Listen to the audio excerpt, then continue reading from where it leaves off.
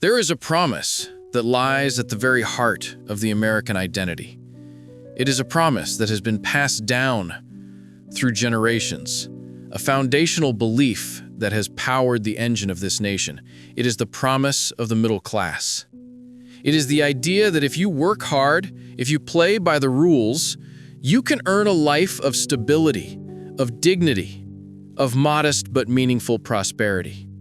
It is the promise of a home you can call your own, of affordable health care for your family, of a quality education for your children, and the quiet, unshakable confidence that their lives will be a little better than your own. For much of the 20th century, this wasn't just a dream. For millions of Americans, it was a tangible, achievable reality. It was the bedrock of our social contract, the engine of our innovation, and the source of our national optimism. But in 2025, that bedrock is crumbling. The promise is broken. The American middle class, once the vast, stable, and defining majority of this nation, is disappearing. It is not a slow, gentle erosion. It is a rapid, accelerating collapse, a hollowing out that is happening faster and more brutally than ever before. This is not a story about abstract statistics on a spreadsheet or distant trends in a globalized world. This is a story about the lived daily reality of tens of millions of your neighbors, your friends, your family members, and perhaps even you. It is a story of a system that has been fundamentally re-engineered over the past half-century, a story of promises made and promises systematically betrayed. This is the story of why America's middle class is vanishing and what its disappearance means for the future of the nation itself. The Great Decoupling, the betrayal of the American worker. To understand the collapse of the middle class, we must first understand a phenomenon that economists call the Great Decoupling. For the 3 decades following World War II, a period often referred to as the Great Compression, the American economy operated on a simple, unspoken bargain. As the country grew richer, its workers would share in that prosperity. And they did. As worker productivity soared, driven by post-war innovation and a strong manufacturing base, the wages of the average non-supervisory worker rose in lockstep. It was a virtuous cycle. Well-paid workers created a robust consumer market, which in turn fueled more corporate growth and more hiring. But then, in the mid-1970s, something fundamental broke. Productivity, driven by the dawn of the computer age, automation, and globalization, continued its relentless exponential climb upward. The American economy became vastly more efficient and more profitable than at any point in human history. But the wages of the average worker flatlined. For the past 50 years, all the immense, staggering wealth generated by this increased productivity has been decoupled from the paychecks of the people who created it. It has been funneled with breathtaking and deliberate efficiency to the very top, to record corporate profits, to soaring stock prices, to massive shareholder dividends, and to the astronomical, almost unimaginable compensation packages of a tiny sliver of executives and capital owners. The numbers are not just statistics, they are a damning indictment. In 1965, the average CEO of a major American corporation earned about 20 times the salary of their average worker. Today, that ratio is nearly 400 to 1.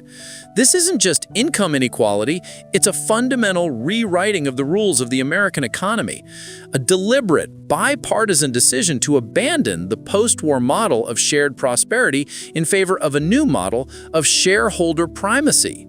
This great decoupling has created a new and vast class of American citizens, the working poor and the near poor. These are not the unemployed. They are the daycare workers who care for our children, the home health aides who tend to our elderly, the warehouse workers who pack our online orders, the adjunct professors who teach our college students. They work 40, 50, 60 hours a week, often juggling multiple jobs with unpredictable schedules, yet they remain trapped in a perpetual state of financial precarity, living one unexpected emergency, one car breakdown, one sick child, one dental emergency, away from total ruin. They are the invisible casualties of a gilded economy that has mistaken the health of the stock market for the health of the nation. The debt trap, a nation built on credit. To mask the brutal reality of 5 decades of stagnant wages, the American economy has become utterly, systemically dependent on a single, insidious tool: debt. In order to maintain the illusion of a middle-class lifestyle, families have been forced to borrow against their futures on an unprecedented scale. Total household debt has surged to over $17 trillion, a staggering and unsustainable figure that now exceeds the nation's GDP in the year 2014. Credit card debt, the most expensive and predatory form of borrowing, has topped $1.1 trillion for the first time in history. This isn't debt for luxuries, this is debt for survival. It's the credit card swipe for a tank of gas, the buy now, pay later plan for a week's worth of groceries, the personal loan to cover an unexpected medical bill.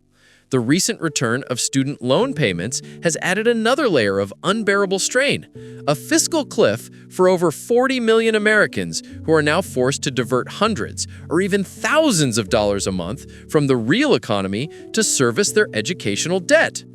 The meager savings buffer that many families managed to build up during the pandemic has been completely exhausted.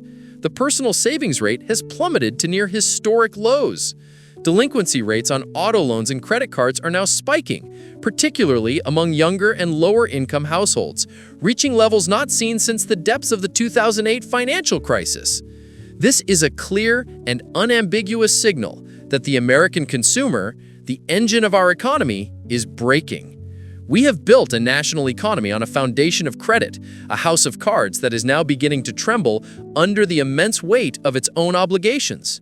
The engine is seizing up, and when the American consumer finally stops spending, a recession is not a possibility, it is an inevitability. The housing catastrophe, the end of shelter. The dream of a home of one's own has long been the cornerstone of the American promise, the primary vehicle for middle-class wealth creation. But for a growing number of Americans, that dream has become a cruel joke. The housing market has been transformed from a means of providing shelter and building community into a speculative casino for the wealthy and for large institutional investors. In the wake of the 2008 financial crisis, massive private equity firms and Wall Street funds, armed with trillions of dollars in cheap capital, began buying up tens of thousands of single-family homes, not for families to live in, but as assets in a rental portfolio. They use sophisticated algorithms to outbid individual buyers with all-cash offers, systematically converting entire neighborhoods from communities of homeowners into sprawling, corporately owned rental properties. This has created a devastating wage-price disconnect, where the median home price in many cities is now utterly divorced from the median local salary. For the teachers, police officers, and service workers who make our cities run, home ownership has become a statistical impossibility. They are trapped in a vicious cycle of renting, their monthly payments often exceeding what a mortgage would cost, with no ability to build equity or secure their futures. At the same time, a catastrophic homelessness crisis has exploded in every major American city, a stark and visible indictment of a system that has failed to provide its most basic function, shelter for its people. The sight of sprawling tent cities in the shadows of gleaming skyscrapers is no longer a shocking anomaly. It is the new American landscape. The healthcare catastrophe, sickness, debt, and diminishing life. A nation's health is a direct reflection of its societal well-being. A first-world nation is expected to provide its citizens with accessible, affordable, and high-quality healthcare. By this measure, the United States is not just failing, it is in a state of catastrophic decline. Despite spending more per capita on healthcare than any other developed nation on Earth, our outcomes are often shockingly poor, and in some cases, are actively moving backward. For the first time in modern history, American life expectancy is falling. This is not a statistical anomaly. It is a sustained trend, a devastating indictment of a society in profound distress. This decline is driven by a surge in what economists and public health experts call deaths of despair, suicide, drug overdoses, and alcohol-related liver disease, as well as a shocking and shameful rise in maternal mortality rates, which are now the highest in the developed world. The American healthcare system has become a labyrinthine, incomprehensible system of private insurance companies, pharmaceutical giants, and for-profit hospital chains, a system designed not for health, but for profit. For millions of Americans, a single, unexpected illness is a precursor to financial ruin. Medical debt is now the #1 cause of personal bankruptcy in the United States. Even for those with employer-sponsored insurance, the high deductibles, co-pays, and out-of-pocket expenses can be crippling. This has created a terrifying new reality where people are forced to ration their insulin, to delay critical surgeries, to choose between a life-saving medication and paying their rent. In rural America, the crisis is even more acute. Hundreds of rural hospitals have closed over the past decade, creating vast healthcare deserts where the nearest emergency room can be hours away. The result is a two-tiered system, a stark and brutal health apartheid where the quality and length of your life are determined not by your needs, but by your zip code and your bank account. The crumbling foundation, the collapse of American infrastructure. The infrastructure of a nation, its roads, its bridges, its water systems, its power grids, is the physical manifestation of its collective will, a testament to its commitment to the common good. For much of the 20th century, American infrastructure was the envy of the world, a symbol of a nation building for a brighter future. Today, it is a symbol of a nation living on the fumes of its past, a landscape of decay and neglect. The American Society of Civil Engineers has given our nation's infrastructure a grade of C-, a near-failing grade that reflects decades of chronic underinvestment and political paralysis. Our roads are riddled with potholes that cause billions of dollars in vehicle damage each year. Nearly 45,000 of our bridges are rated as structurally deficient, a ticking time bomb of potential catastrophe. But the most shocking and third world-esque failure lies in our most basic and essential service, clean water. The crisis in Flint, Michigan, where an entire city was poisoned by lead-tainted water due to official negligence and a focus on cost-cutting, was not an isolated incident. It was a terrifying preview of a national crisis. Across the country, from the forgotten industrial towns of the Rust Belt to the impoverished communities of the rural South, millions of Americans are drinking water from aging, crumbling systems that are leaching lead and other toxins into their homes. In Jackson, Mississippi, the state capital, the water system has repeatedly and catastrophically failed, leaving over 150,000 residents without access to safe drinking water for weeks at a time. This is not a problem of a developing nation. This is a reality in the heart of the United States in 2025. Our power grid, a patchwork of outdated technology, is increasingly vulnerable to extreme weather events, leaving millions susceptible to life-threatening blackouts. Our public transportation systems, where they exist at all, are often unreliable, underfunded, and unsafe. This infrastructural decay is not just an inconvenience, it is a profound economic and social drag, a daily tax on the poor and the working class, and a stark, visible symbol of a nation that has lost the will to invest in itself. The gig is up, the rise of the precarious worker. In the new economy, the very nature of work has been transformed. The traditional full-time job with a pension, health insurance, and paid sick leave, the bedrock of middle-class stability, is a dying species. It is being systematically replaced by a more flexible, more precarious, and more exploitative model of employment. The rise of the gig economy is the most visible manifestation of this shift. While lauded by Silicon Valley as a triumph of flexibility and entrepreneurship, the reality for most gig workers is one of profound instability. They are classified not as employees, but as independent contractors, a legal fiction that allows some of the world's most valuable corporations to evade their most basic responsibilities to provide a minimum wage, overtime pay, and benefits. These workers bear all the risks of running a small business with none of the rewards. They are at the mercy of opaque algorithms that can change their pay rates or deactivate their accounts without warning or recourse. But the gig economy is just the tip of the iceberg. The use of temporary workers, contract labor, and a just-in-time scheduling model has become pervasive across the entire economy, from retail and hospitality to manufacturing and even professional services. The goal is to create a flexible, on-demand workforce, a workforce that can be scaled up or down at a moment's notice, a workforce with no long-term commitment and no long-term cost. This has shattered the sense of stability and predictability that once defined middle-class work, replacing it with a constant gnawing anxiety, a life lived from one short-term contract to the next, never knowing if the next paycheck will be the last. The lottery of birth, the death of social mobility.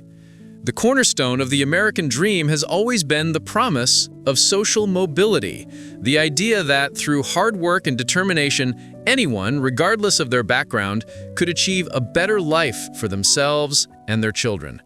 But that promise has become a cruel and hollow fiction.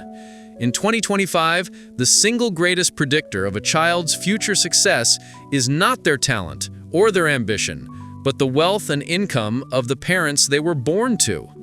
The United States now has one of the lowest rates of social mobility of any developed country. The rungs on the economic ladder have been pulled further and further apart, and the bottom rungs have become increasingly sticky.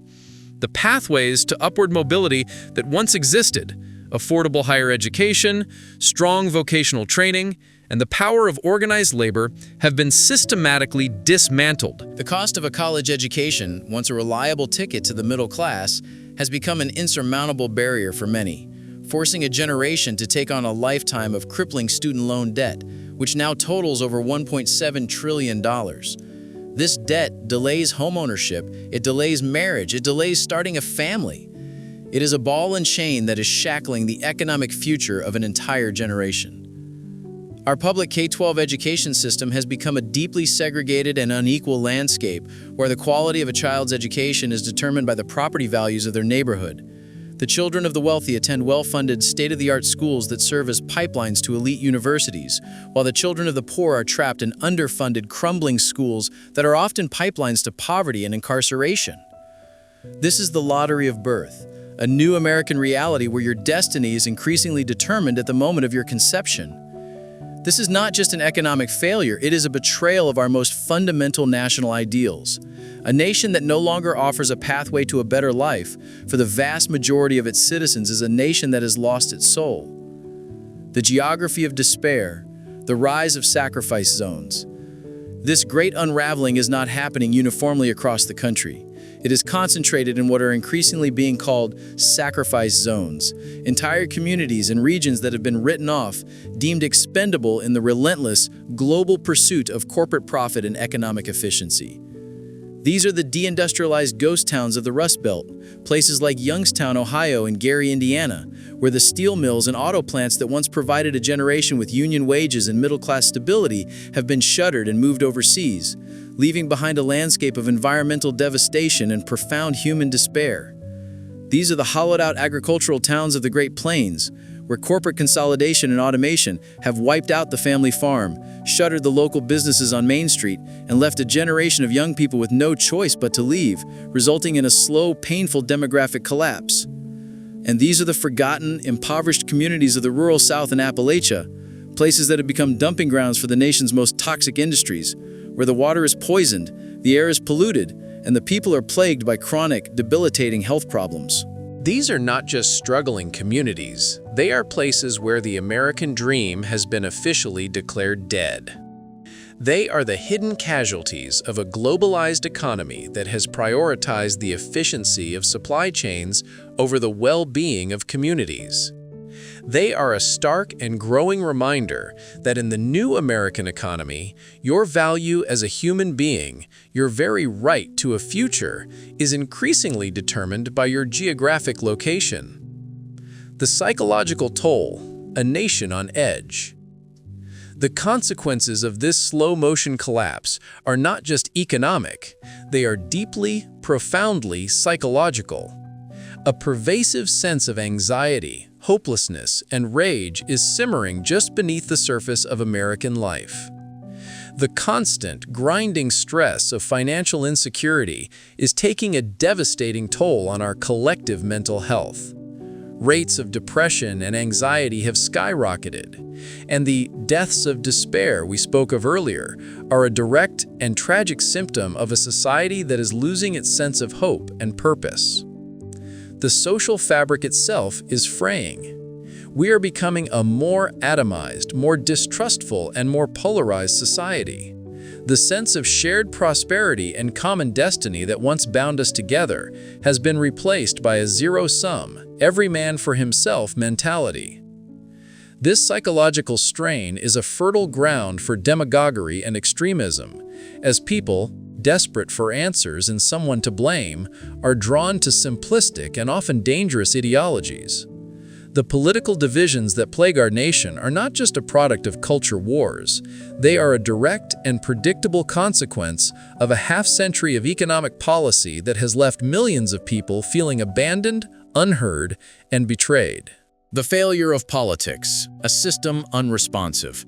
In the face of these cascading crises, our political system has proven to be utterly, catastrophically unresponsive. For decades, both political parties, beholden to their corporate donors and wealthy benefactors, have presided over the very policies that have led us to this precipice. They have deregulated the financial industry, allowing for the kind of predatory speculation that has hollowed out our companies and our communities. They have slashed taxes for the wealthy and for corporations, while starving public services of the resources they need to function. They have allowed our infrastructure to crumble, our healthcare system to become a national disgrace, and our education system to become a driver of inequality rather than a solution to it.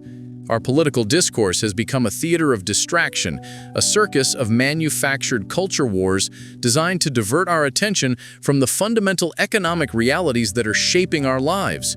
While we are encouraged to argue about pronouns and book bans, the real looting of the American economy continues unabated, a bipartisan project that has enriched a tiny elite at the expense of everyone else. The profound and growing disconnect between the priorities of our political class and the lived realities of ordinary Americans is perhaps the most dangerous crisis of all. A nation that can no longer muster the political will to address its most fundamental problems is a nation in a state of advanced and perhaps terminal decline. The final reckoning. So, where does this leave us? We are standing at a precarious crossroads, confronted by a convergence of storms that threaten to unravel the very fabric of our society. The aggressive medicine of the Federal Reserve, the crushing weight of household and corporate debt, the implosion of the commercial real estate market, and the tremors of a fragile global economy have all combined to create a situation of profound and unprecedented risk. This is more than just another cyclical downturn.